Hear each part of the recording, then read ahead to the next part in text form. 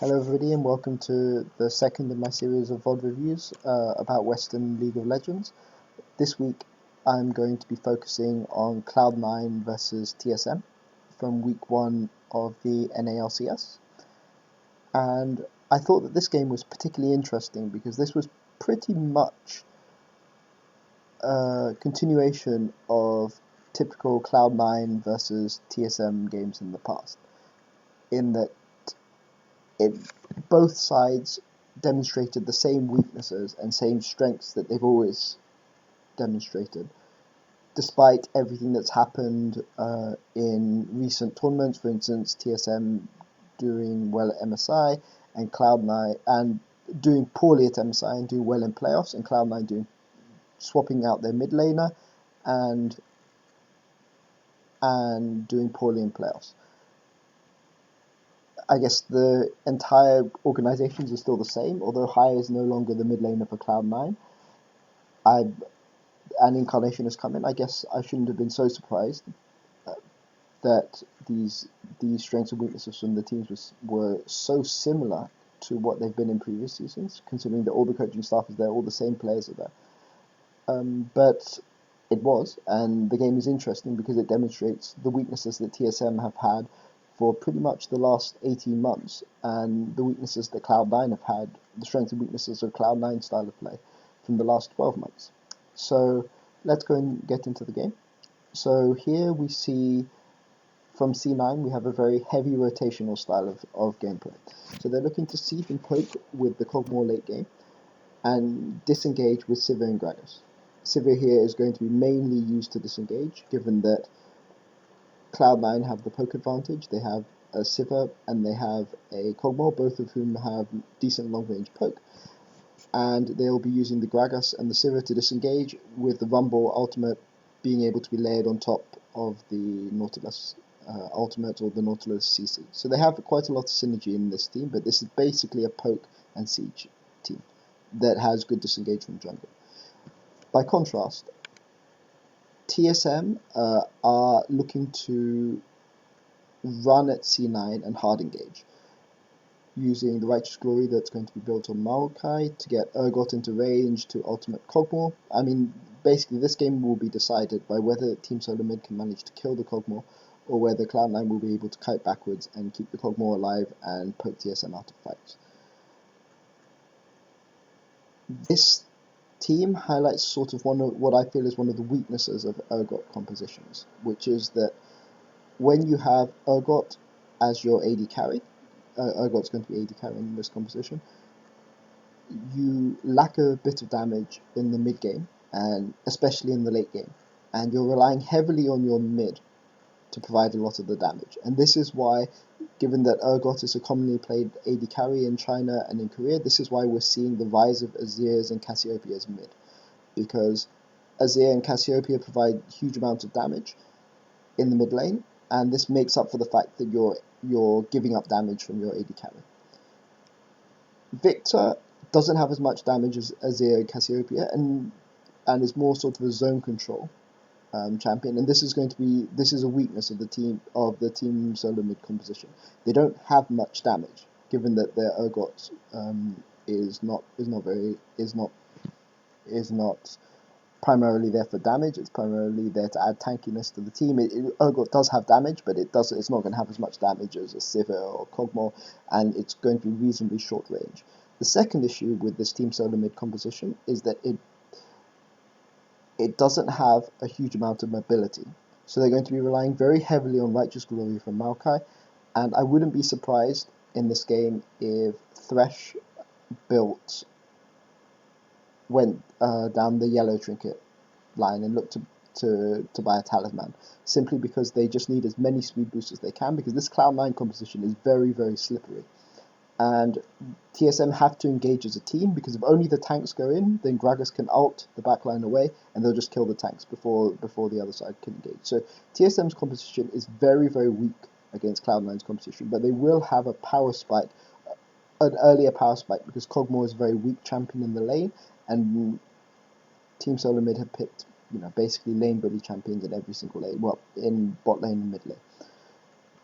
In terms of junglers, you have the two best junglers at applying early pressure in Gragas and Rek'Sai. So both of this is a game where sort of the junglers will be looking to snowball their teams, but again, Cloud9 sort of have an advantage in team composition provided they can get their Kog'Maw through the laning phase against Viktor, and this will be a good test to see Incarnation, to see how good Incarnation's laning phase. So sorry about that. I seem to have had some technical issues. Just to finish off, one more comment about the team compositions.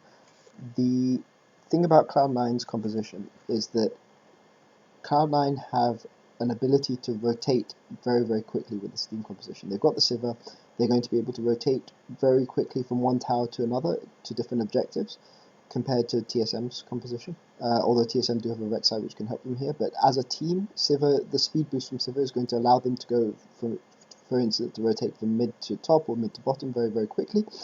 And if TSM want to follow in the jungle, they're going to put themselves at a disadvantage because Rumble is very, very strong at team fighting in the jungle, where you can use your equalizer to deny certain choke points. Gragas is much more effective in defending choke points. In Kog'Maw, if you're fighting in the jungle versus, it's harder to flank, and this will mean that Cloud9's front line will be able to soak up damage more easily and to defend the Kog'Maw better if a lot of fights in the jungle. So Cloud9 are better team fighting composition, but also strategically, if this game is going to be based on rotations, which I strongly suspect that it is, given the two team compositions, Cloud9 are at an advantage in this instance as well. However, they are weaker early, and they're going to have to survive the laning phase in order to be able to win this game. So let's go and get into the game. For the largest portion of that last split. But everybody's getting ready to go in for the fight here. Interesting how both view of So let's go and one. Okay. Credit to Turtle for learning that Urgot. Not a lot of AD carries like to play Urgot. They all have to, though. They all start to have to. Bang's going to start doing it all the time. You got to be able to hit that on an international stage. Got to get your dance off. Make sure you're limber. Stretch the hammies. You don't want to pull anything. Everybody's getting ready to go in for the fight here. TSM going for an early 5-man engage, but not being able to get too deep. Cloud9 are actually pretty good at defending against early engages with this team composition. So interesting. So they know that they didn't get the very, very deep wards. They didn't manage to get the lane wards, but they did manage. So Cloud9 know that TSM have warded their blue. This is probably a mistake by Cloud9. Nautilus here, once it's clear that TSM have gone and invaded, should be immediately go and ward this blue. There's no disadvantage to doing this, and more importantly, by getting a ward on this blue, Cloud9 will be able to know where TSM start, and because they're intending to go bot lane and they're not intending to lane swap, if TSM lane swap, although it's unlikely they're going to lane swap the Urgot away from the Sivir, given that Urgot is very strong at Sivir, but say they anticipate a lane swap, and they preempt the lane swap by lane swapping themselves, Cloud9, by getting a ward on this blue, might have been able to contest this blue off Bjergsen. So this is a mistake here by Elimination. Immediately he should be warding this blue, or this Gromp immediately, so that they know where TSM's jungle routing. So TSM here have wards on this blue, and they know that Gragas started red, and they're going to know when Gragas gets to this blue. Just one quick thing to note here, if I just pause the game very, very quickly. Note that Maokai is not level 2 yet. He gave Bjergsen the three small raptors from this camp. Now Viktor already has an advantage over Kog'Maw in the laning phase, but this is going to ensure that he hits level 2 and level 6 earlier, which means that he's going to be able to bully Kog'Maw out of this lane very, very easily. And this is TSM realizing where the weakness in Cloud9 is, and putting their resources in the best place to exploit this weakness. This will actually give Dyrus an advantage in that top. This is risky here by Gragas, and this is the weakness of not getting the ward on the blue. That that Nautilus should have done earlier. Rek'Sai could very easily be on this blue, and Viktor has pushed the lane in, so he's going to be able to rotate early. So TSM know that Gragas is on this blue. They're going to be able to get some free harass on him, and they're going to know pretty much where he is. Rek'Sai could easily have been taking this blue, or have taken the blue already. This is Cloud9 should really have tried to get this ward.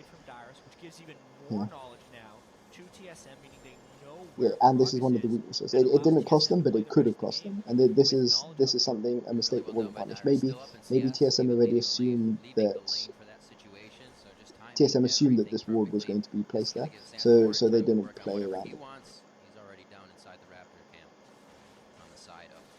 Here, so we know that Rek'Sai knows that Gragas came to blue reasonably early, so he tries to get some counter juggling in. Of course, it's all been taken. But note that TSM are putting their resources mid.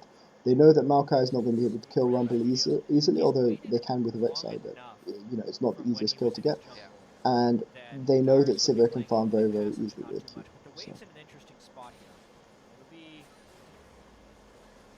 So it was right to probably give Bjergsen here. Although a level 2 on Maokai would have meant that he doesn't get bullied as much as he might otherwise get bullied in lane. TSM, I think, probably made the right choice.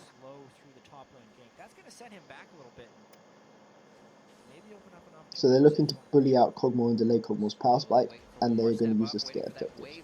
Okay, good choice getting trading flash for jungle flash for Kog'Maw flash. Kog is now in very big trouble. Remember that. So he's losing mid pretty hard here.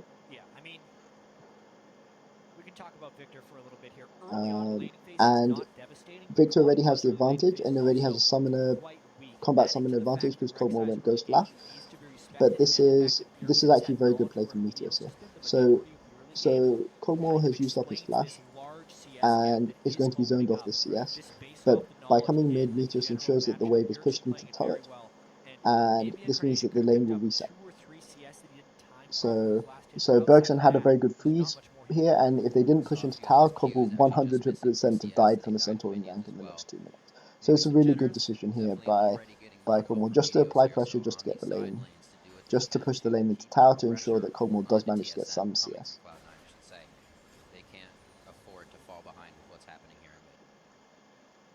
But note how well Bjergsen is snowballing his early advantage. Bearing in mind, about 30 CS is the equivalent to 1 kill. Bjergsen already has 30 CS up on Kog'Maw, sort of 19 to 47. And this is a matchup where Viktor's already super far ahead in the early game, and he now recalls for his Hexcore and Boots versus just a tier from Kog'Maw, and Kog'Maw has no flash, so this is really looking bad for C9. Since Incarnation couldn't farm up and get tier boots, instead just tier.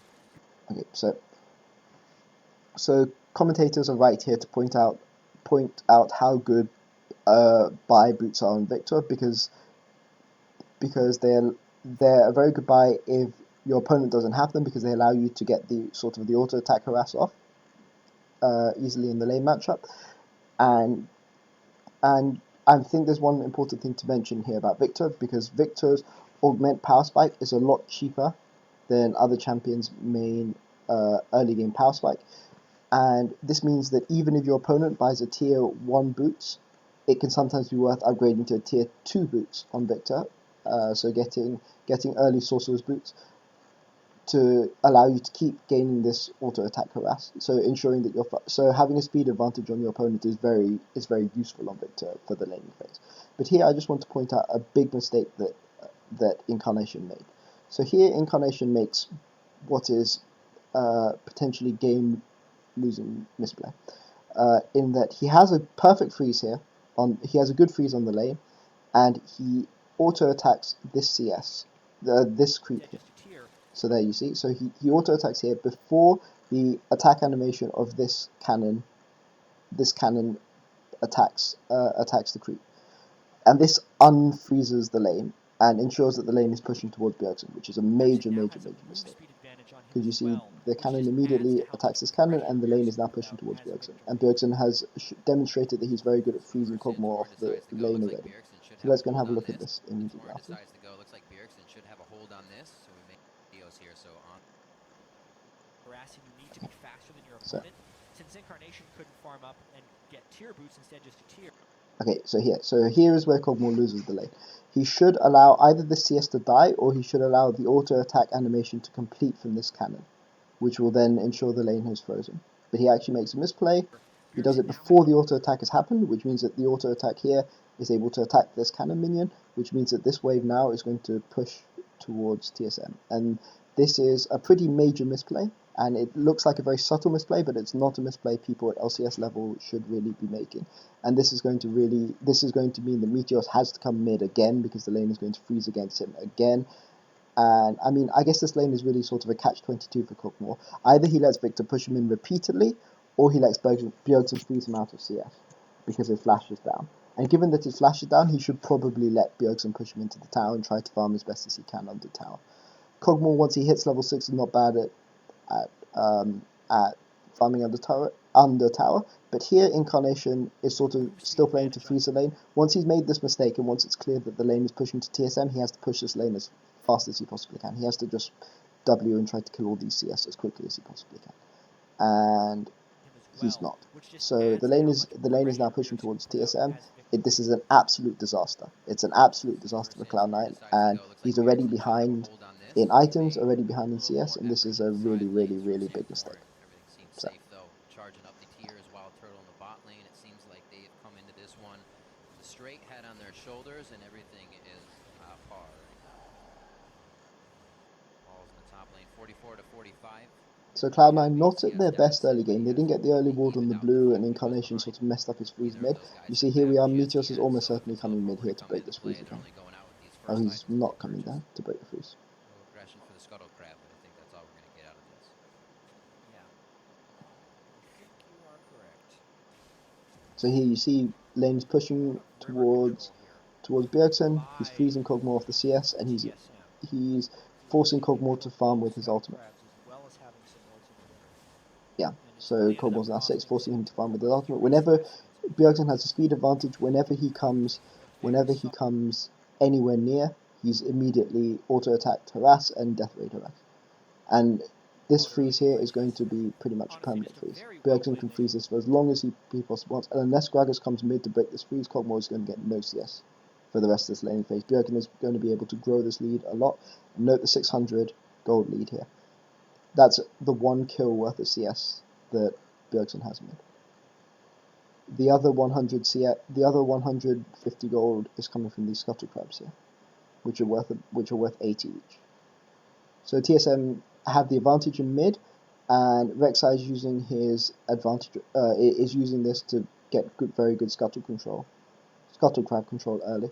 So TSM having a very, very solid early game, very solid first 10 minutes of the game as they had last season, and they'll be looking to snowball this out.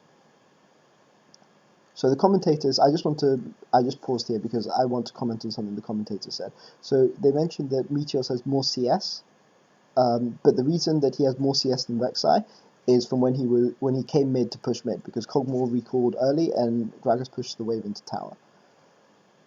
So it's not because he's out farming Rek'Sai. In fact, Rek'Sai has good Scuttle Crab control. It's because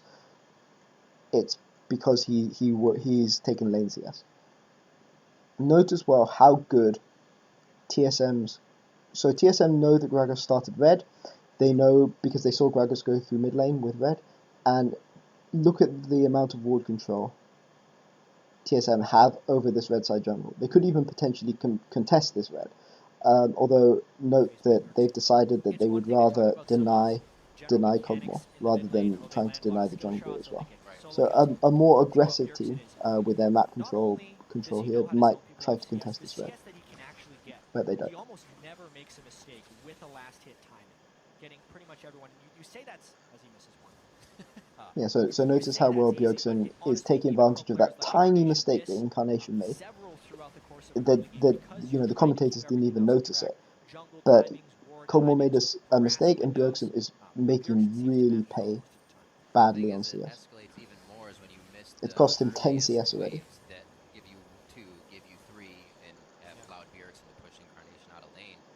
Now that he misses a few, it's still going to hurt, but he wishes he did not miss those early ones. No, not looking good for him. He did go back and get the tier, still has Ghost up for a So bit of safety TSM have, that's interesting. So TSM, so I'm going to pause the game. So TSM know that this blue buff is coming up because they know when it was taken because they had Maokai come down and contest it earlier. So they know this blue buff is starting, and Rek'Sai chooses to ult here. Now, they know Kog'Maw is going to try to go for this blue, which means that TSM could here, in theory, because they've got complete vision control over this dragon area, they could just, Rek'Sai could ult here, and they could take this dragon. But they decide not to, because they want to deny Incarnation further. Santorin now back somewhere in the jungle. Dyrus a little bit of roam as well, so it looks like they're going to start. But this is smart play from TSM here. So they see Gragas in the top lane here. They see they know Kog is recalling, and they immediately get control and take this blue buff, which is actually a very smart play here. Very smart from TSM. But now they know exactly when he's gone back to base. Not to mention, Dyrus has been able to take his early experience advantage and make So they knew that this blue buff was coming up. They knew that they would be much stronger in this game, and they're really punishing this early Kog'Maw. Remember, Kog'Maw isn't going to really be powerful until sort of level 11, and he needs sort of 2 items. He needs his tier, and he needs his he needs a first item, probably a Luden's before he can really contribute anything. And TSM have denied him well. It's very, very rare to see sort of a 1,200 gold difference here with no CS. TSM should be going for a tower. Yeah. But they decide to go top.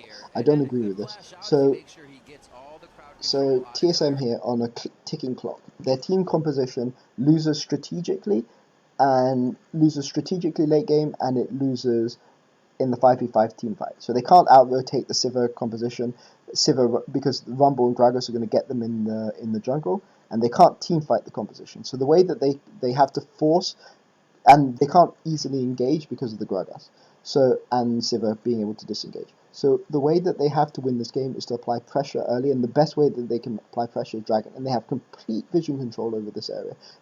Santorin shouldn't be coming top here. He should be taking the Dragon, and they should be trying to snowball off these dragons. But note how far TSM are ahead. I mean, he shouldn't be ganking top. I mean, I know people don't like, they talk about the sort of, Dyrus gets no ganks, but really they should have been taking Dragon here. Okay, so here we are trading the teleport here to zone them off the tower. So they trade the teleport for the tower. But knowing TSM had no teleport support, this could be a tower for Cloud9 if they want it. Smart play overall, actually. It looks like Ballsman actually gets to the top lane and stop Dyrus. But TSM should really have taken this dragon instead of ganking top. I think that's a mistake. To be honest, I think that maybe they could have defended this dive with 3 of them, because Rumble uses ult in the gank top. But never mind, it doesn't matter. Still about 40 CS behind. Bjergsen. I really like what Bjergsen's done with his Viktor build. He's gone for the second upgrade of the Hex core, so he's augmented his Q as well. And even with the tower though, TSM still have the gold lead, and they're going to be able to get this tower soon. Spell on Viktor, so it does a small amount of damage, but then it empowers his next auto attack. So what Bjergsen is doing is he's using the Q for the move speed. So they've delayed the Kog'Maw, but they haven't accelerated the game, and this is a mistake TSM have made. Extra thing is with Viktor's death ray, it's an instant cast from the and I feel that this mistake is going to cost TSM later on. Death ray, which will always hit Incarnation, so it's this incredibly reliable, high potency I mean, there's no point denying somebody mid if you're not going to exploit it somewhere. So Kog is super weak now. They should be going and getting objective, and they should be getting the dragon objective, because this is an objective that will force Cloud9 to get to them, and the 3rd dragon is really important because that speed boost is going to help them get to that Kog'Maw and team fights later. Really far ahead of your lane opponent is Viktor, and why move speed can be so important, because it's those guaranteed death rays and the incredible amount of damage. So this is actually quite clever. This is quite clever by Cloud9 here. So they know TSM want to take this dragon. They have the Rumble in the bot lane, but by showing 3 people top, Rek'Sai is forced to come top, which again delays the dragon the first dragon even more, which delays the third and the fifth dragons, which are really, really important. Rek'Sai has to come top to stop Maokai getting dove. So this is actually very, very clever play by Cloud9 to come and push this tower here to stop TSM taking this dragon. Cloud9 are delaying this first dragon really, really well, and in fact this is probably winning them the game. This mid lane pressure is now hurting Meteos because he's having to cover things. It's kind of falling apart here. Cloud9 has moved So wait, this doesn't make any sense. So Rek'Sai has come top just to farm instead of defending from the tower dive. I thought they had a ward in this tri-bush here, so they know Gragas is in this area. So they're just going to give up this tower. Doesn't look like it's going to go down too fast with the TSM protection. I don't like this choice from TSM. I think they should have taken the dragon mana. Definitely having a voice in there as well. I would be very calm and vocal during fights. Yeah. Maybe Incarnation could still kind of bring that to the team. Meteos said don't expect too much out of Cloud9 at the start. If we look back Pretty good use of the equalizer there just to clear that wave and stop TSM getting the tower early. Cloud9 know that they can't fight. Their Kog'Maw is way too far behind, so it's unlikely that they're going to contest any dragon. Isn't that bad? If they can keep their turrets generally alive, they could still have a nice mid-game power spike here. But it will depend on. So Dyrus is getting denied top, and they're still not taking this dragon. Why are they not? Why are they taking a red here instead of taking this dragon? You're so much stronger here. Just take the dragon. You've got to snowball this game because you're going to lose late. So this is just poor decision making from TSM. So they got a massive lead early, and they're going to get towers. They're probably going to get mid and bot tower, but Cloud9 have already managed to take 2 towers back, and Kog'Maw's reach is still a long way from Luden's, but you know it's a ticking time bomb, and TSM aren't taking the advantage. So they get the 2 towers, but Cloud9 managed to trade 2 towers for 2 towers, which is remarkable. Really remarkable, and they managed to get. What's Dyrus doing here? Sorry about that advert. I'm just going to rewind a little bit here. So what happens in top lane? They're getting pretty much everything they want, slowly, surely. Okay, so Cloud9 get the freeze here. So they let the tower kill everything, and they group the minions, so the minions are pushing. So Dyrus has to farm unsafely. So he sees Gragas here. They have a ward here, so he knows Gragas is here. And he knows that Sivir hasn't recalled. He knows Sivir is in this bush. What's he doing? He knows Gragas is in the area. Okay, this is really, really bad from Dyrus. Like, really, really, really, really bad. He knows Gragas is in the area, they've seen Gragas, and he's just giving up a kill here for no reason. I mean, Sivir could maybe have 1v1'd him, although it was risky, but they know Gragas is in the area, and he knows that no one in his team is anywhere near. Like, they get to Dragon, but it's not worth. So Cloud9's good freeze when the tower died leads to an early kill and sort of first blood, but Dyrus really, really shouldn't have been pushing up there. I mean, he knows Gragas, he's seen Gragas on the map, he knows Gragas is nearby, and TSM have fantastic ward coverage. So it's just a misplay. And TSM get the dragon, but they could have taken this dragon at 8 minutes. Yeah, 8 minutes. So they could already be taking their second dragon now. And I think this is the big mistake from TSM. I mean, they're denying Kog'Maw and they're denying blues, but all this is doing is delaying the game, and they're not taking any action, which will lead them to win the game early. And they need the dragon to siege because their team is really, really poor at sieging. It's all really short range. Viktor is short range. They have 3 melees, and they have a Viktor and an Urgot who are all short range. So they're going to need a Baron or they're going to need dragons in order to be able to break through the base. So deny the second blue, which is fine. I mean, the dragon's gone now, so it was right to deny the second blue. But they should have taken this dragon a long time ago. We saw that happen in Balls' first gank, so Cloud9's not really even in their own jungle to clear out these wards. Cloud9 are doing very well here, they're losing the early game, but they're not losing in objectives. They've given up 1 dragon, that doesn't matter. Again, remember, they're just waiting for their team to scale up. And because of Incarnation's mistake here, where he broke the freeze on the lane, he's down a huge amount of CS. He's down 2 kills worth of CS, which is pretty awful. At the moment.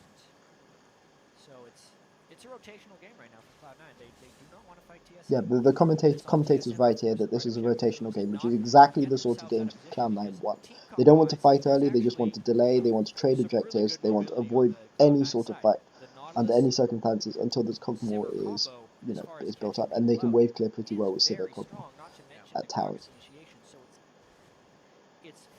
That said, this game does show why Cogmore is not as commonly played as Azir and Cassiopeia in competitive, in sort of Korea and China and that sort of place, and in Europe as well, in fact, because Cogmore has a super weak laning phase, whereas Cassiopeia and Azir both can compete in the early laning phase and have good damage late, good sustained damage late.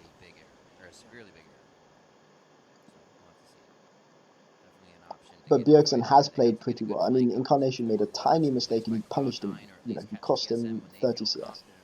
So Bjergsen is a really good mid laner. So imagine this: you make a tiny mistake, you just miss one of your CS, you mistime one of your CS by 1 second. You don't let one cannon auto attack, and Bjergsen turns this into 30 CS down. You've given up a kill because you made a tiny mistake in your farming.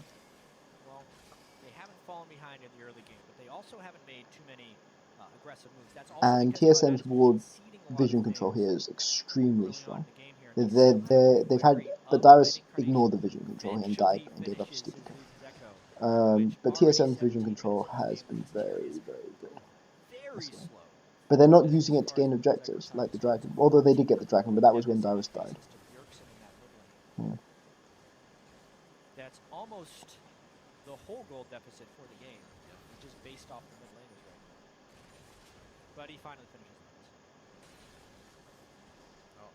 But because of that first blood on Dyrus, there is 2,000 gold here, and 1,000 of that is in towers. So TSM were up 1,800 gold, and then that's 600 gold given back by Dyrus. So Incarnation, so Cloud9 hits a major power spike here.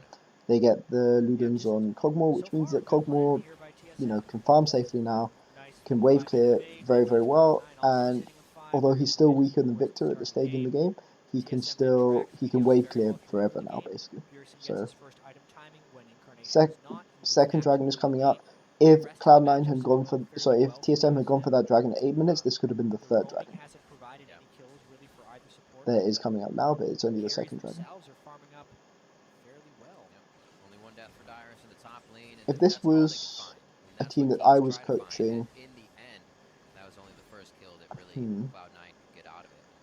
once Cogmore recalled, I think it's right to go and deny that blue, but once they denied the blue before Cogmore had gone to lane, they should have immediately gone for dragon. Yeah, they should have immediately gone for dragon. This is specific to the TSM composition because they're all very short range and they're going to find sieging difficult. So they're going to have to find a way to put pressure on objectives in the map. The only way that the way that TSM are trying to win this is they're trying to force Cloud9 to come and fight them outside the jungle, but they're actually quite weak at 5v5 fighting. So they're going to have to try to split push against Cloud9. I don't know. They can't really 5v5 team fight, but so they've got a snowball from the early game. And one of the ways you can do that is with dragons. And they haven't done it.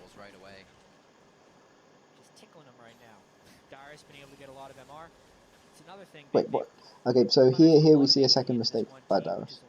Dyrus shouldn't be building this Spectre's Cowl here. The Spectre's Cowl costs 1,200, and to upgrade this catalyst costs 1,300. So he should get this catalyst. It's very important given how important it is for TSM to be able to chase down Cloud9 in these team fights, and the fact that the Cogmore is so far behind. He should have just rushed the Righteous Glory, and that would have helped them to chase them down in the team fights. TSM are fighting in a massive power spike now. They have a massive advantage.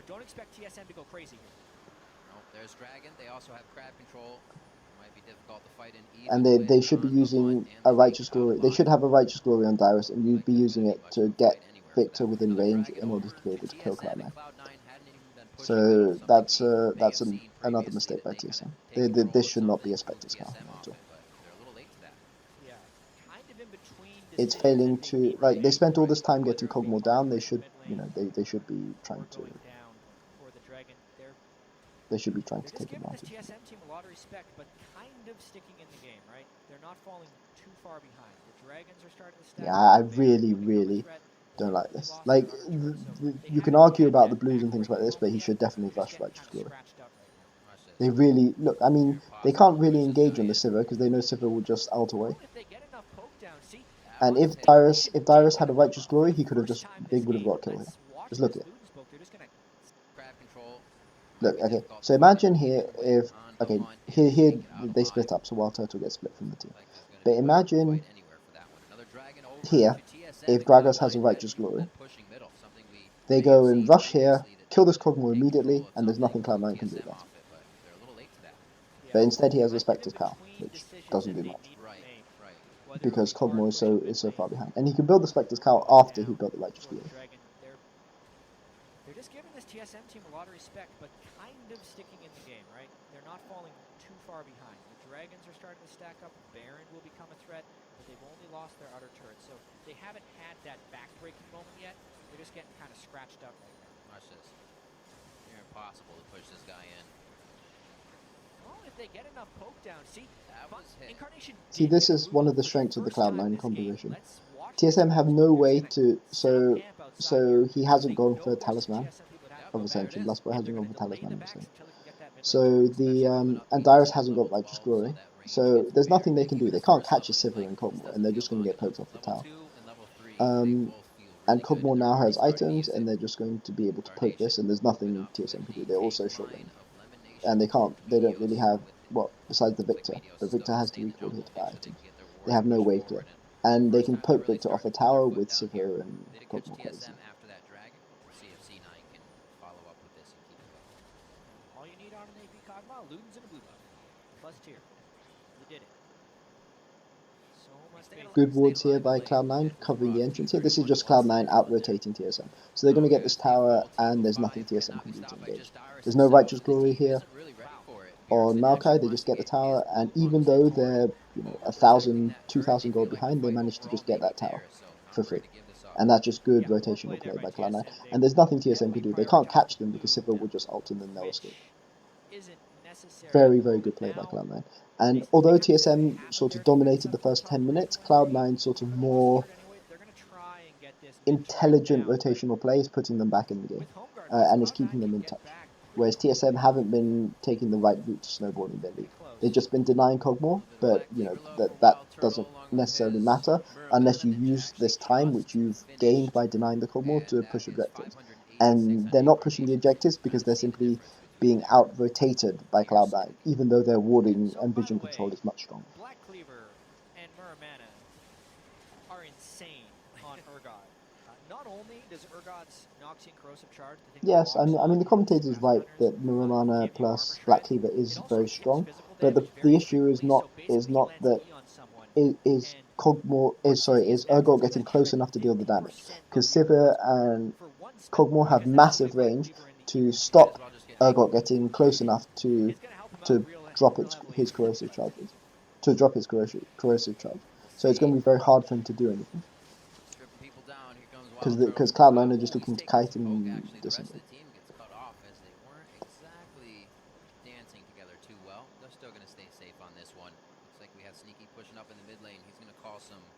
Pressure over, he should be able to just walk right out the bottom as he clears that with a boomerang. So Cloud9's kind of giving TSM the dance now. They're able to protect a few things and also push them off the turrets.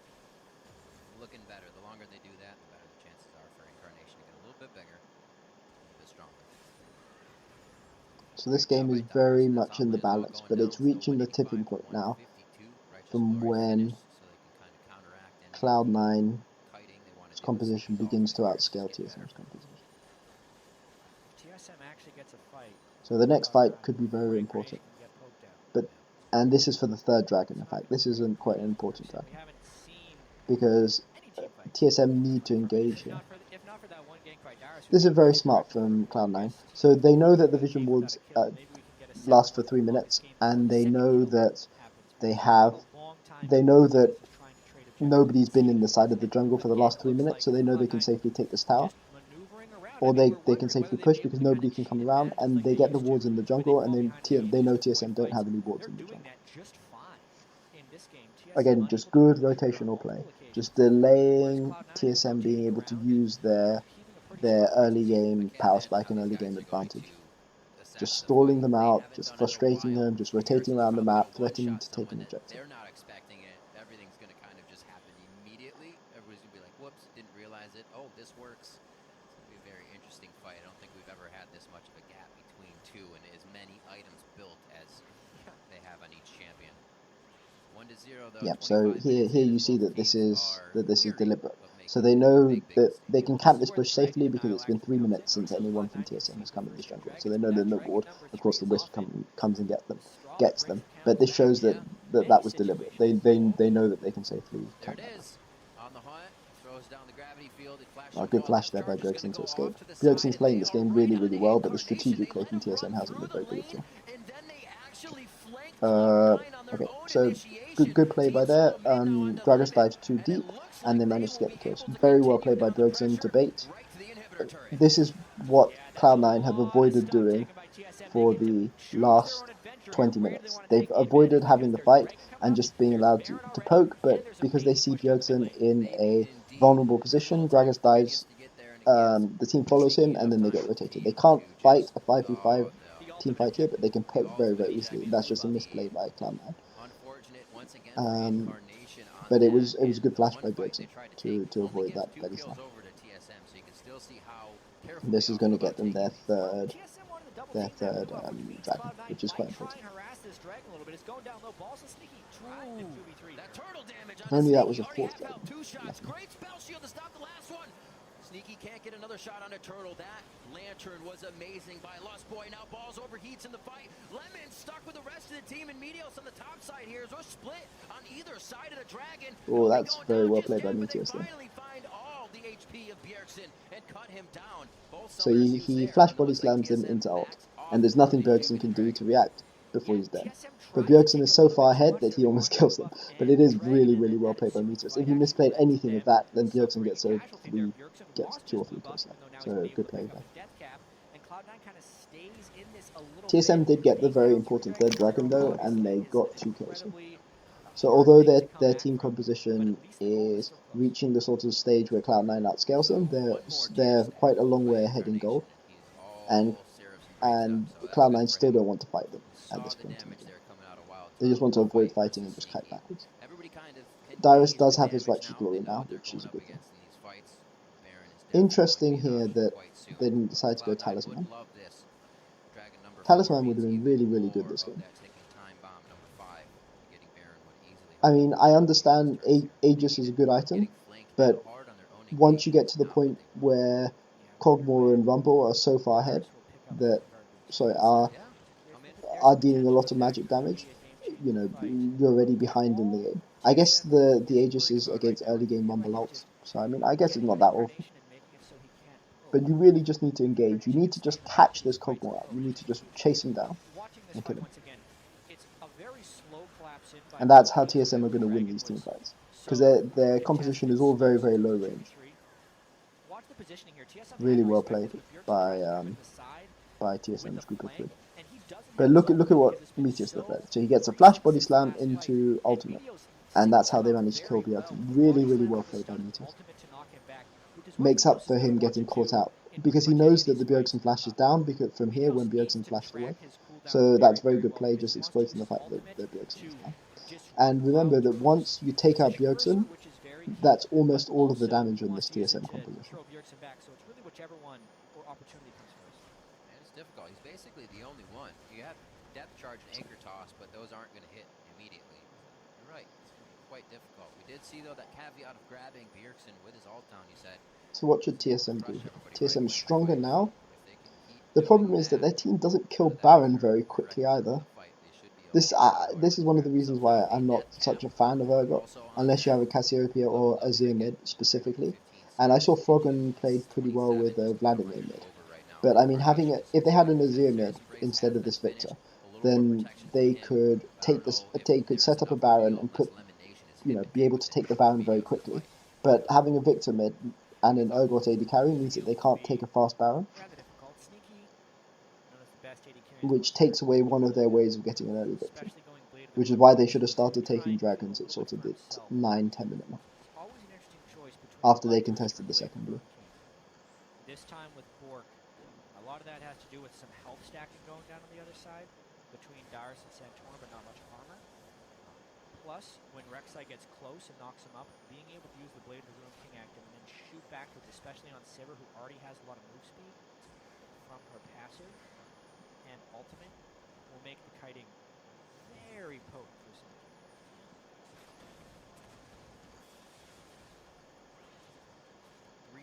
47, a very, very close vote between all the fans out there, and a very close game. TSM have a problem here, which is that they want to get deep vision in Cloud9's jungle, but a fight in Cloud9's jungle is massively beneficial for Cloud9, and is one way that these sort of resources can be equalized.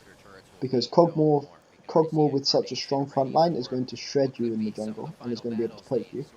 And Rumble is very, very strong at fighting in narrow jungle pathways. So it's difficult for TSM to get the deep wards that they want. They can keep killing these scuttle crabs, which is what they've been doing, but they can't get the deep wards that they need. They're just trying to control this blue buff area. I mean, if TSM gets enough vision up and keeps Cloud9 out of this area for long enough, they don't actually need to worry about having sweepers down because they would be able to keep them out and know those wards. But honestly, it's really all about just this blue buff now. So Cloud9 here set up the slow push bot. So they get that's big. So it was really big here.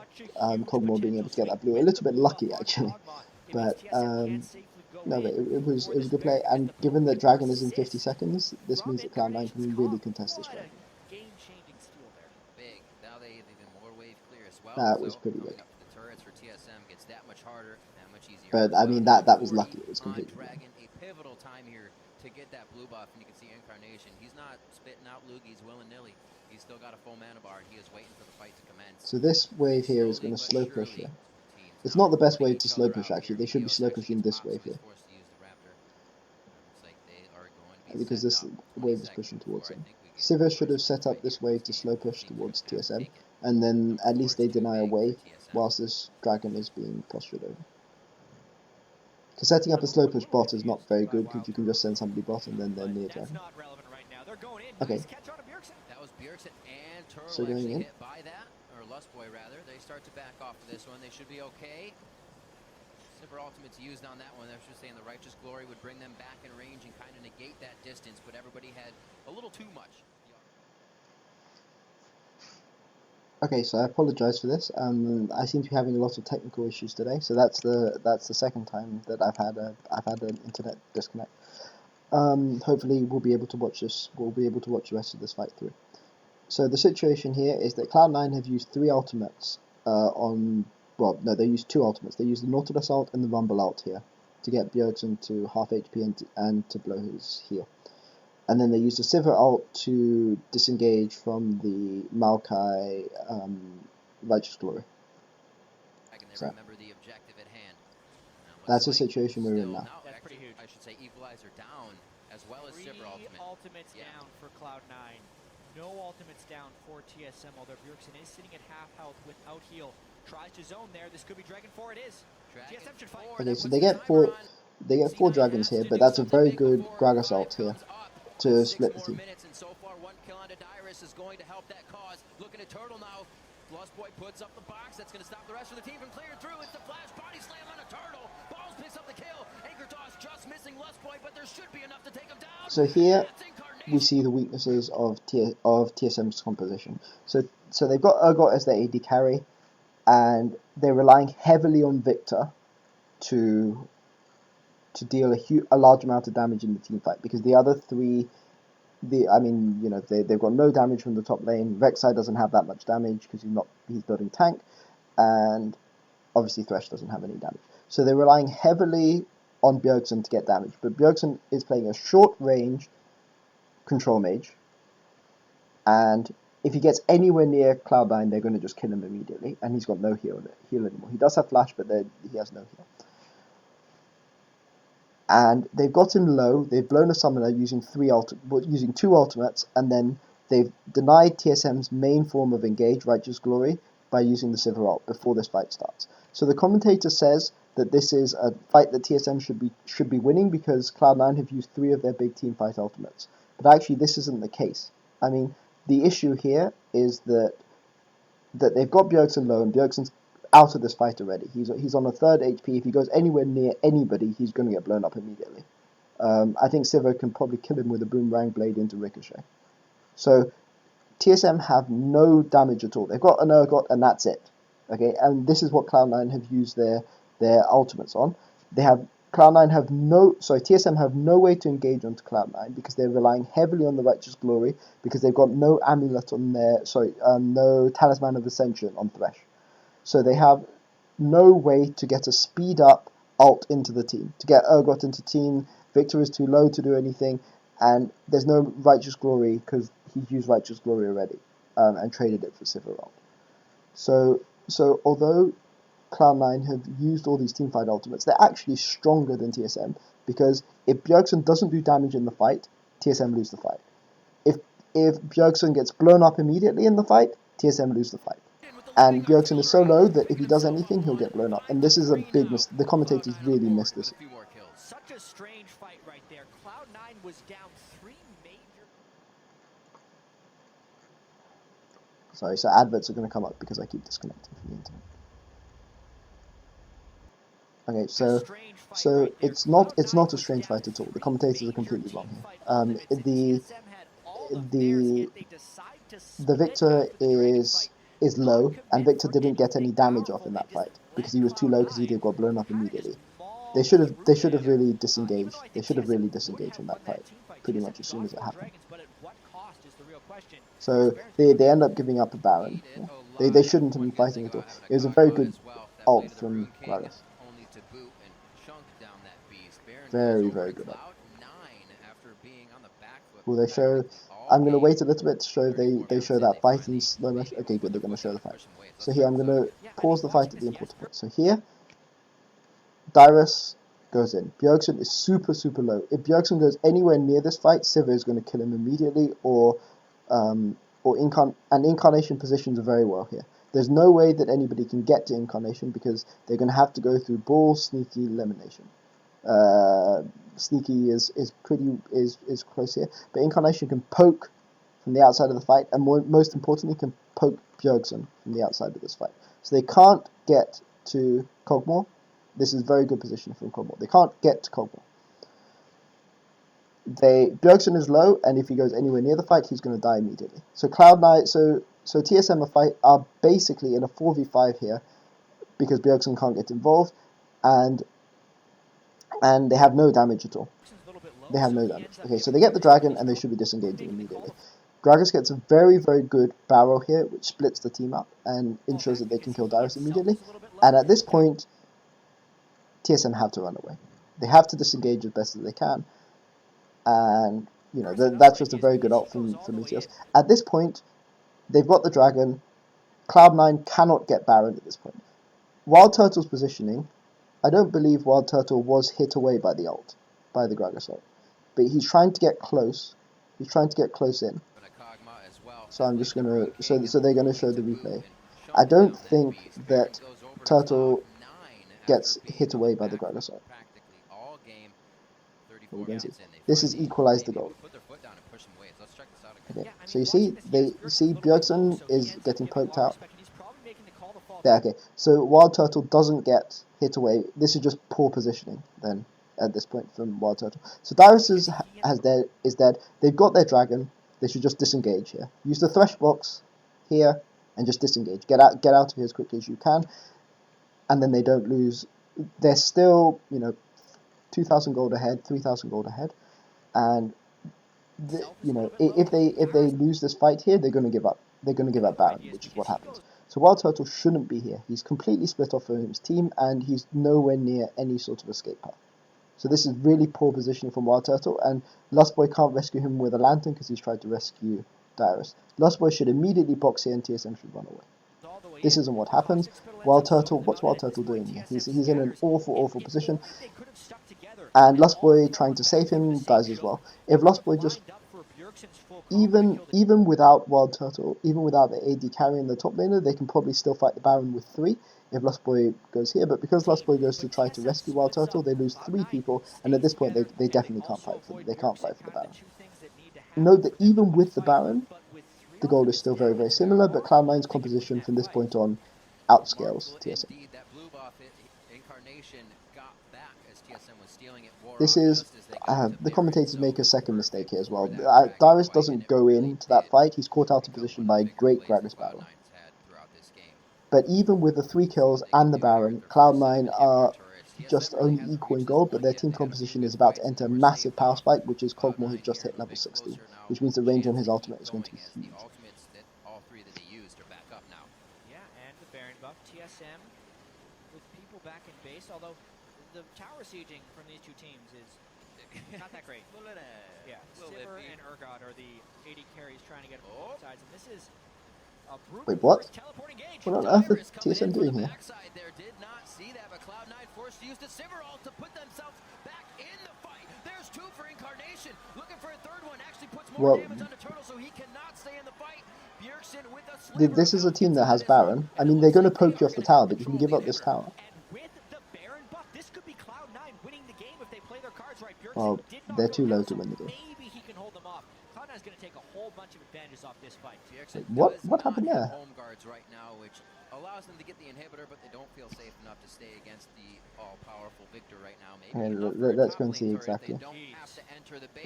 what happens You're here. gonna have to be careful. That damage onto Incarnation makes them think twice. They lose a bit of auto attack damage onto the turret, and they may not have enough to clean this one up. Lemon Nation gets taken down by So the Bjergsen does have a lot of damage, but the problem is not that he has how much damage he has. The problem is the range. Incarnation by 100. The fact that the late game Kog'Maw with level 16, just an unreal range on living artillery. It's basically the whole. So what are TSM doing in this fight? Let's go. 34 Yeah. Okay, so they've given up Baron, all fall and back through the same choke that would have lined up for Bjergsen. inhibitor turrets. okay, TSM really so hasn't reached so Maokai's here. They're setting up to do a this point teleport yet. They play. had a few good fights and then were staved off. Cloud9 here a bit Okay, so closer now, Bjergsen gets with a poked chance to down keep low, going as the and ultimates Maokai that comes all out. 3 that So they used are somebody's back up clearly now. so this is not Dyrus's call. Somebody else has made this call to say, because Dyrus is planning to come here and help wave clear. Not that great. Yeah, Sivir and Urgot are the AD carry. What? What's he doing? This is awful. This is really, really awful from TSM. So remember, the problem with this TSM composition is that they have no damage. Everything is heavily reliant on Viktor. Okay, so they're relying on Dyrus to use his righteous glory to get Viktor into the fight. Instead, what happens is here they use the barrel, the Gragas barrel, and the Rumble ultimate to keep Viktor out of the fight, and then they just blow up Dyrus and Centurion. And TSM have no damage because they're relying so much on Bjergsen, and Bjergsen is such low range that Sivir and Kog'Maw can either zone him out, or as soon as he gets into anywhere nearby, they're just going to run him over.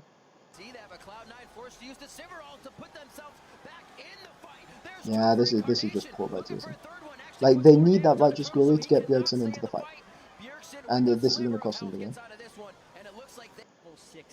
So that was just a bad call by TSM. They need Dyrus to help, because they have no talisman on. They have no talisman on Thresh. You see, if Thresh had a talisman here, then they could use the Thresh talisman to get Viktor into the fight. So Viktor is the only one that matters. Nobody else matters here, because he's all their damage. So Cloud9 just zone Viktor out of the fight and kill everybody else. I mean, that's basically what happens. This is one of the reasons why Azir is so good. This is one of the reasons why Urgot is not. This is the weakness of Urgot. This is Cloud9 exploiting Urgot's weakness. Why is Dyrus here? Why is he pushing that wave so far out? Okay, so this is TSM just playing on tilt. Is he going to die for nothing? Okay, well, he gets away, which is quite lucky. But what was he doing down there? That's a team call. Trying to be scared and get his blues back and then die for getting his blue. When his blue was being taken, he went to mid lane and he just farmed. And he got what he needed to, knowing that that would be the safest thing to get him to a point where he could do this. And we always wonder where Cloud9's strengths come in. The last split, they were not that crazy early game team, but it was their mid game rotations and late game team fighting. All those things are kind of showing true right here. Yeah. Is this high in disguise? He loses laning phase and then he makes good calls and plays for the rest of the team throughout team fights. So this isn't picked up by anyone here, but not picked up by the commentators. But notice the recall here from Lustboy. This is very, very strong support play. Okay, so Lustboy is going to recall here at 37-40. So I want you to watch exactly what Lustboy does. So Lustboy rescues Dyrus here, and they can't. Yeah. So Lustboy is now going to recall. Here. Observing the wave, okay, so he's going to recall and buy a banner of command, but which is a very smart buy because TSM are trying to get this 5th dragon, and because of the timing of Lustboy's recall, he's able to use the banner of command immediately on a cannon minion. So he recalls at exactly the right time, despite the fact that this is a high pressure game where TSM are beginning to tilt and the rest of his team is beginning to make mistakes. Lustboy recalls at exactly the right time to make sure that he's there for the cannon wave so that he can promote the cannon. And all TSM now have to do, so he recalls at 37-40, knowing that there is going to be a cannon wave at 38-05 that he can go and promote. And this, he knows that the dragon is going to be up in 30 seconds, is going to be up at 38-40, so he recalls 1 minute before dragon, is there for the wave to promote the minion, and this wave is going to slow push down here, and Cloud9 cannot desert this area, or TSM is just going to take this, or TSM are just going to take this, this dragon. Furthermore, Cloud9 have an AP top laner, and promoting the minion gives it immunity to magic, to spell damage. So this means it's going to be very hard for Bulls to go and destroy this minion and teleport back in.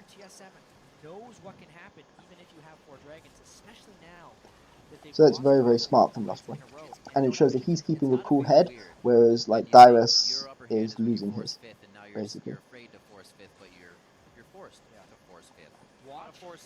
Watch the pre-fight poke here from Incarnation. That's the key. He has a blue buff, which is huge, and they end up fighting up top. Incarnation's around the wall. That's balls. Looking to throw down. That's good. So fight starts with a very good barrel here, which is immediately done by a good static field. A great static field from Bjergsen to stop his team dying immediately.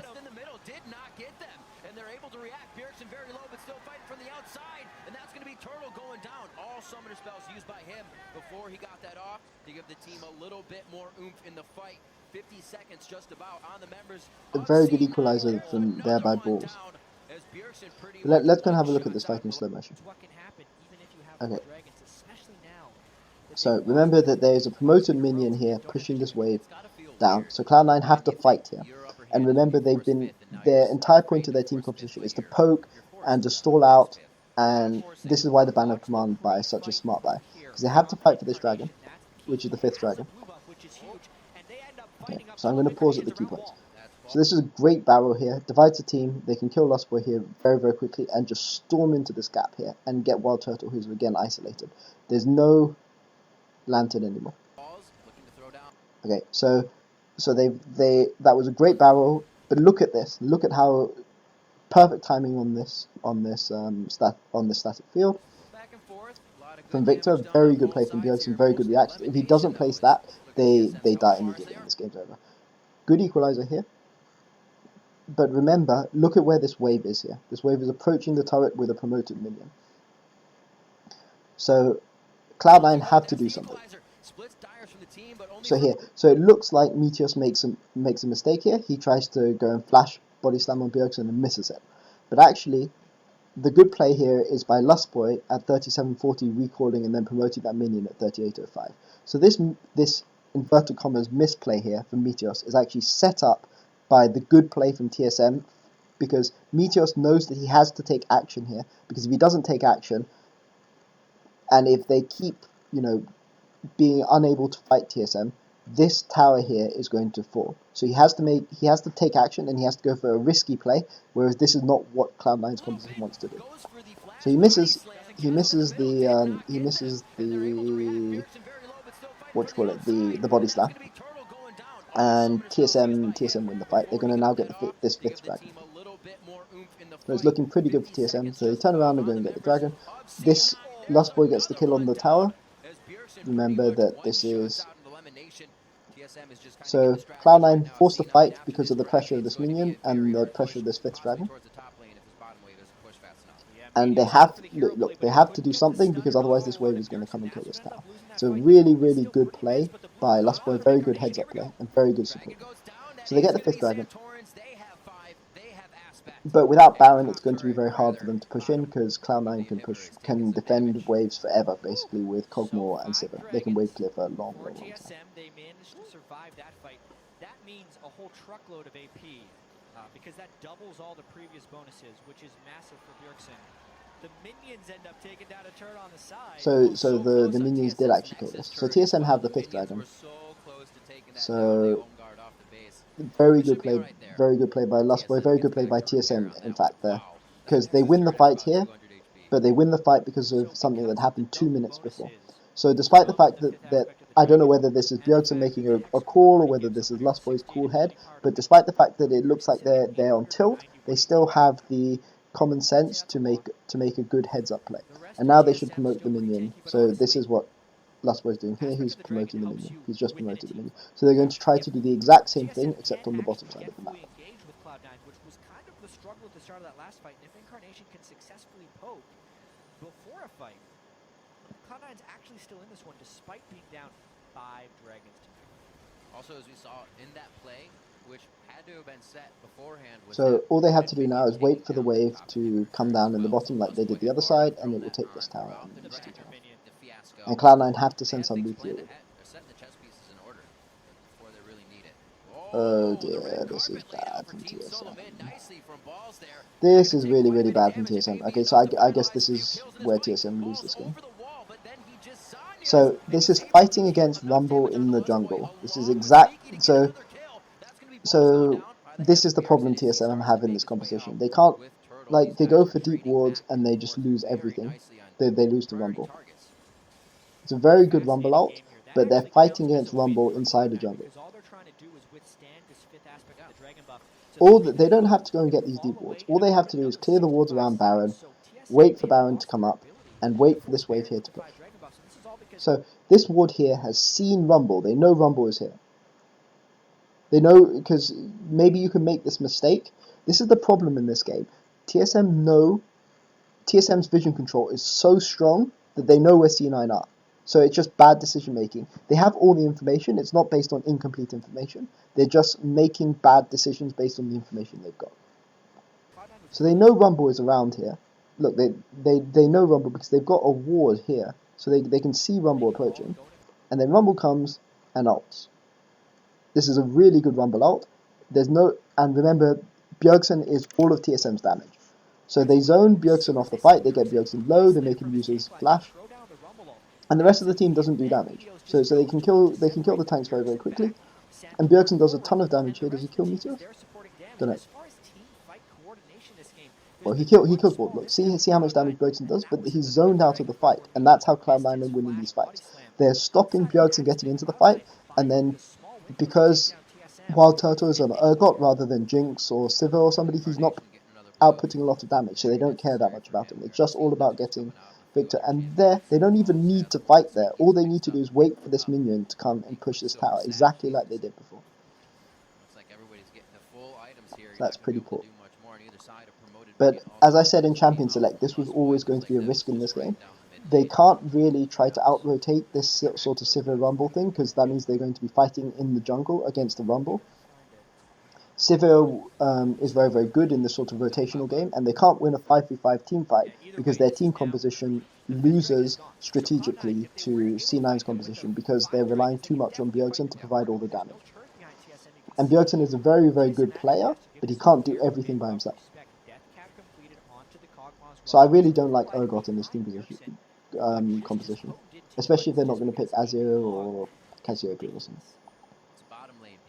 So here, note that despite the fact that Kog'Maw is down 100 CS, it doesn't matter because he can just outrange Viktor and Cloud9 can kite backwards. So it doesn't matter.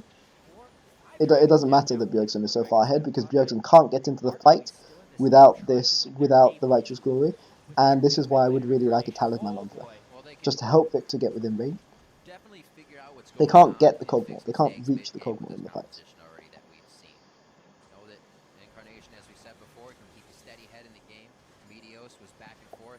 So this game is going to basically be decided by who gets the next Baron. So here's the promoted minion. Somebody has to go and fight this promoted minion.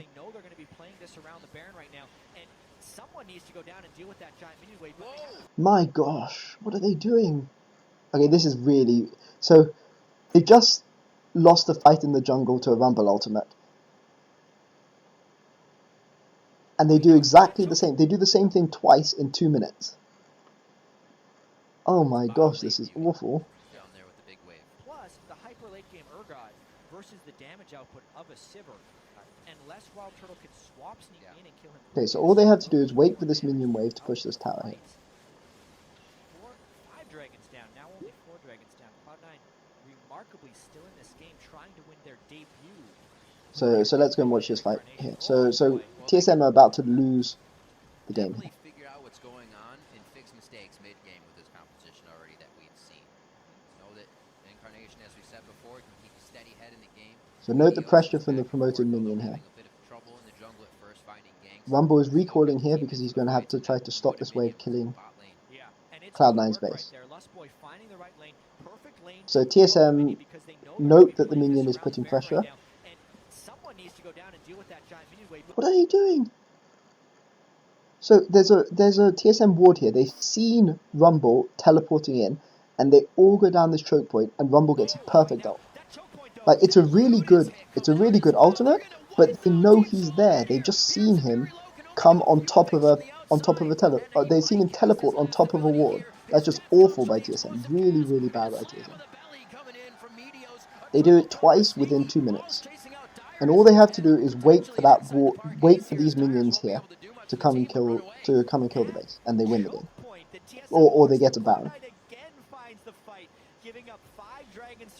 Like they know Rumble is there. They know they can't run there because Rumble is teleporting in. They have to run the opposite direction. They've got such good ward control of this area, and they just make bad decisions.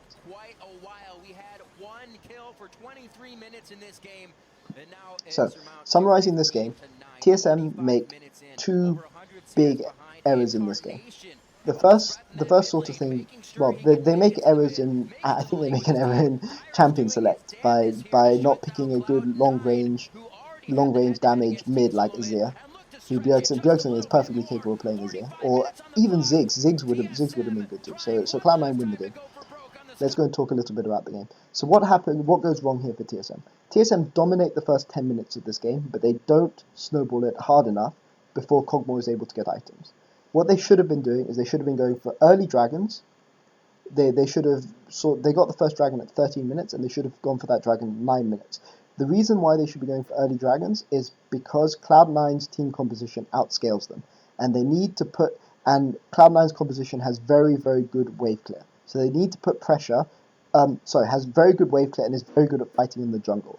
So in order to get Cloud9 to come to them, they need to get dragons early to put pressure on Cloud9 by threatening the 5th dragon.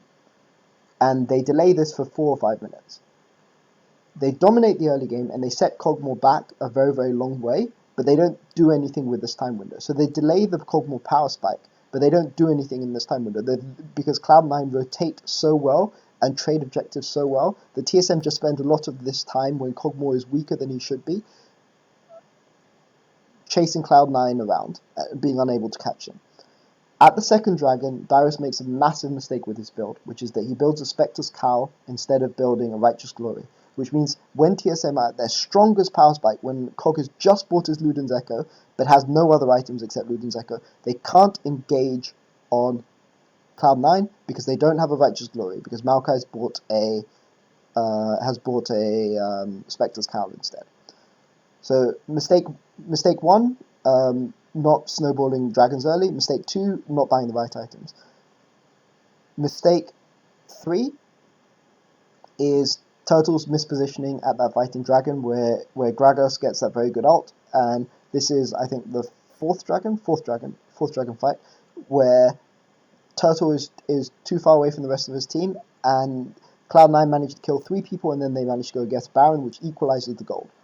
And before they managed to do this, TSM are 3,000 gold ahead, and that's enough to make up for the fact that their team composition is at a disadvantage, so they're still probably stronger. Fourth mistake. TSM don't acknowledge how important Bjergsen is in these fights. So in that fight where Maokai flanks after Cloud9 get Baron, Maokai flanks around,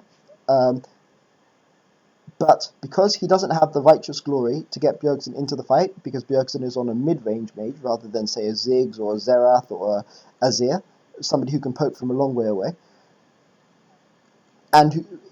so because he's not on this sort of a champion, and he's all of TSM's damage because they've got an Urgot as their AD carry who does damage but doesn't do a huge amount. He's like he's a bruiser rather than a pure sort of damage carry. Bjergsen isn't able to get into the fight, and therefore TSM don't do any damage. And then finally they make a fifth mistake, which is where they fight on top of a Rumble equalizer. Like, they run towards Rumble when they see the ultimate coming in, and Rumble just ults all 4 of them, and that leads to the end of the game. So this is very, very typical TSM. Dominate the early game, don't transition well into the mid to late game, and sort of cost yourself the game when the other team outscales. However, Cloud9 are very, very smart in this game. Besides that one mistake I showed where Incarnation messes up his freeze in the mid lane, and this costs him about 30-40 CS, which is about a kill. They rotate very, very well. This is very typical Cloud9, rotating very, very well, trading objectives very well. So TSM can't catch them when TSM are in a power spike, although that's partly due to Dyrus not buying the Righteous Glory early enough. And this means that they're able to scale well, and they're able to finally get their key fight that they need to win the game. And this is why Cloud9 managed to win. What does this mean for the season? Well, Incarnation is going to improve over the season. He's not going to make mistakes like that really bad mistake where he unfroze a frozen lane. TSM must fix these mistakes. This is why TSM will weaken MSI. Dyrus making misplays, getting caught, like he got caught in that instant in the top lane by Sivir and Gragas, where he knew where they were because there was good ward vision. So this Dyrus getting caught, TSM not exploiting their power spikes well, and not snowballing hard enough out of lanes against strong opposition. They can do this against weak opposition who don't rotate as well as Cloud9, but they can't do this against strong position, and this shows that the issues from MSI have not been fixed yet, and it will be interesting to see in the rematch. I don't know when the Cloud9 TSM rematch is, I guess in week 6, so it will be interesting to see whether TSM have fixed these issues by the time they play the other sort of strong rotational teams in North America. Okay, thank you for watching, and I'm very sorry for the technical errors that we've had today.